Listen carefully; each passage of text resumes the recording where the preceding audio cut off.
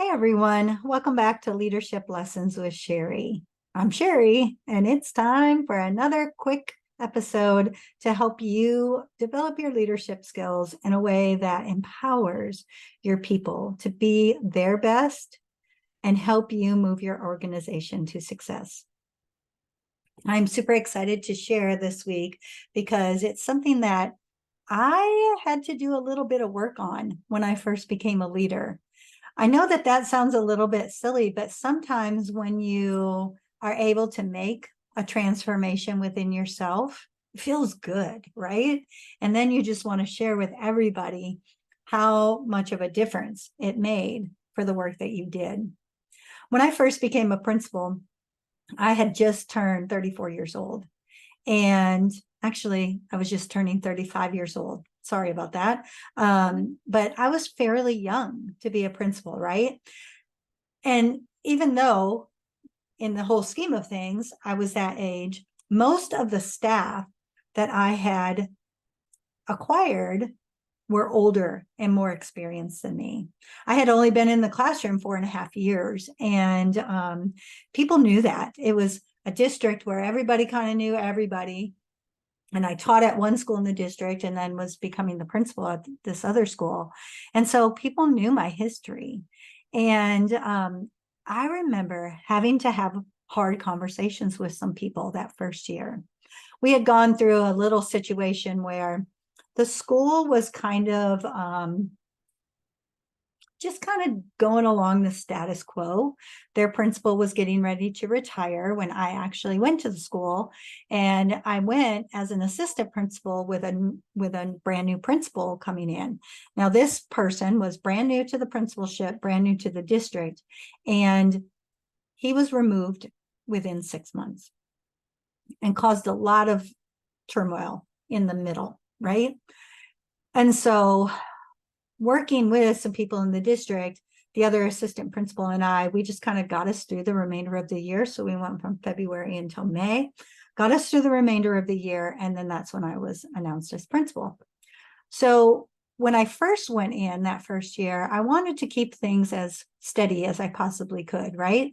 Because of all the turmoil from the year before, I knew that just coming in, putting people on the chopping block was not the thing to do.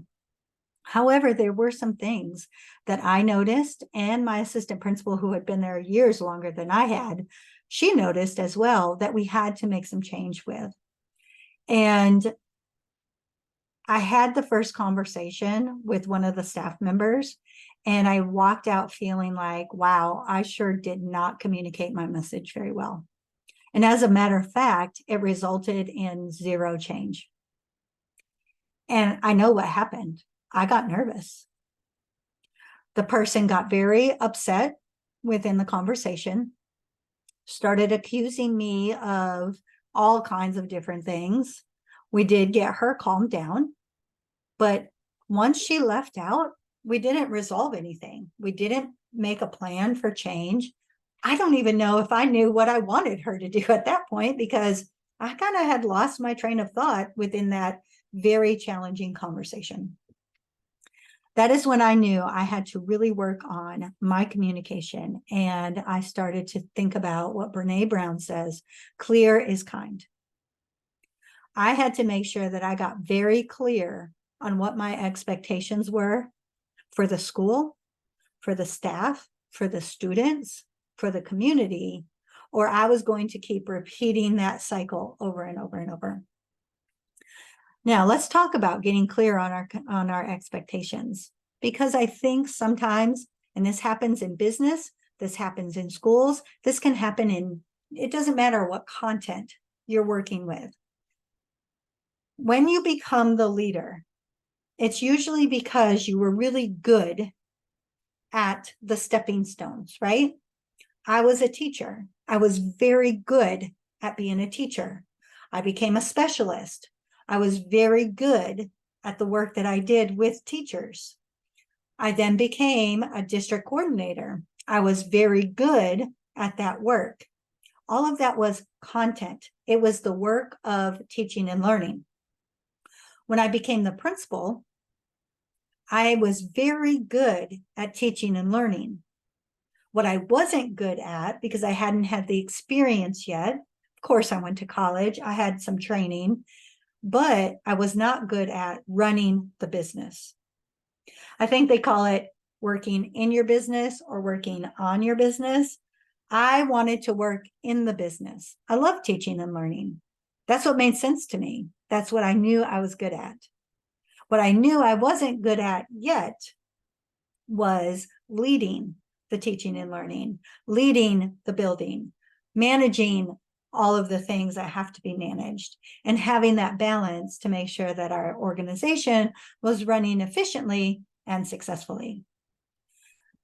I do believe that this is one thing as leaders we have to get very good at, is to figure out what we don't know and then learn those things. And I didn't know how to be clear on my expectations, because I guess I just didn't even know what my expectations really were yet. I knew what I had expected of me. I knew what I did as a teacher. I knew that I would never break the rules. I came to work on time. I left when the work was done, not necessarily right at the end of the day, but when the work was done. I made sure that my students were successful. I made sure that I built relationships with my families, not because anybody was going, crack the whip, get this done, but because I wanted to do my very best work for my families and my students. But not everybody had those same self-expectations. And so I couldn't just assume that people were going to walk in, work for me, and hold themselves at that same standard as I did. I couldn't just assume that people could read my mind. That was another mistake that I made right away.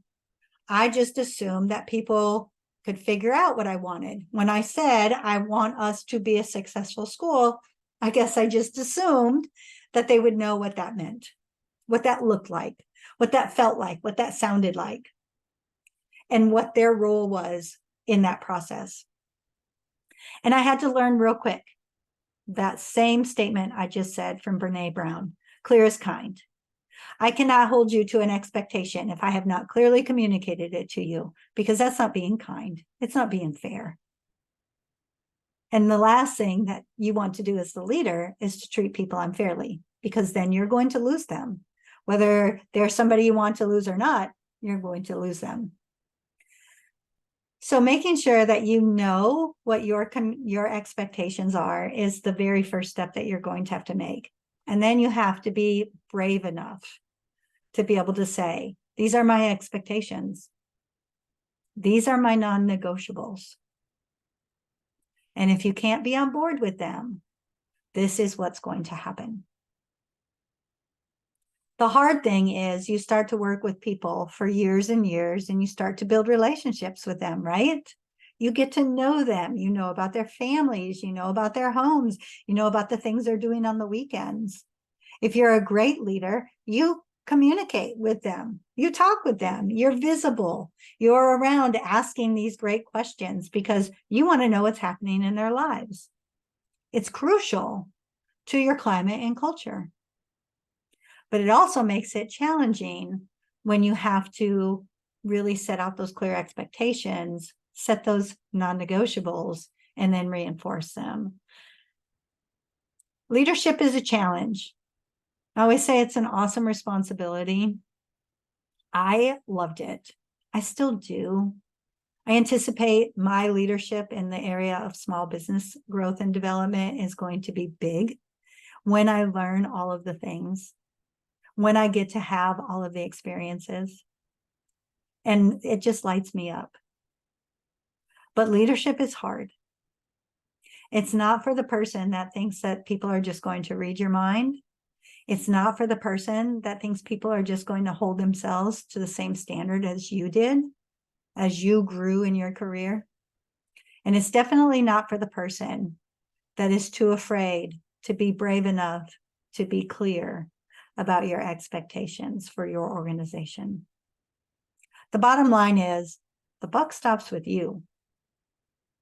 You've got to have the right people in place doing the right thing to help you move your organization to success. And you can't do that by being vague. You can't do that by assuming. And you definitely can't do that by being afraid of communicating your expectations. All right, guys. Like I said, this week's was short and sweet. I think I was a little long last week. Can't even remember. It's been such a whirlwind week.